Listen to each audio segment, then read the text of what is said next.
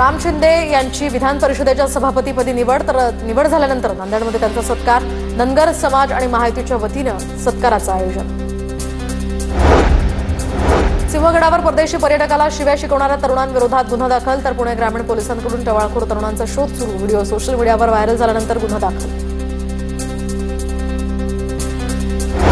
मुंबईला पाणी पुरवठा करणाऱ्या धरणांच्या पाणी पातळीत सध्या घट, मुंबईकरांवर त्यामुळे पाणी टंचाईचं संकट, धरणांमध्ये केवळ 31% पाणी साठा। मुंबईतील राणीच्या बागेत कर्मचाऱ्यांनी दुचाकी लावल्यास आता 500 रुपयांचा दंड, तर पेंग्विन गेट, मुख्य गेट, कॅमल गेट, बैल गेट, बंगला गेट या ठिकाणी कामगारांना दुचाकी न चालवण्याच्या सूचना।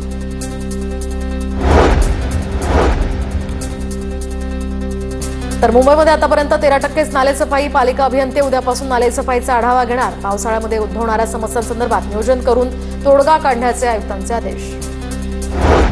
मुंबईतील SRA प्राधिकरणाच्या कार्यालयाचा विस्तार होणार, अधिकारी आणि कर्मचाऱ्यांसाठी HDILचा हा चौथा मजला भाडेतत्वावर घेतला, जागा अपुरी पडत असल्यामुळे हा निर्णय। पुणे पालिका हद्दीमध्ये पाणी चोरीला आता चाप बसणार, तर टँकरच्या फेऱ्या तपासणीची जबाबदारी सहाय्यक आयुक्तांवर। पुण्यामध्ये वाहतूक खटल्यांचे ई-फायलिंग, तर प्रायोगिक तत्वावर पुणे मोटार वाहन न्यायालयामध्ये ई-फायलिंग प्रयोग राबवला। 17 मार्चपासून आतापर्यंत 3560 खटले नोंदवण्यात आले। तर पुणे पालिकेकडून सुरक्षा रक्षकांसाठी 139 कोटींचा खर्च, महापालिकेनं 3 वर्षांसाठी काढली निविदा।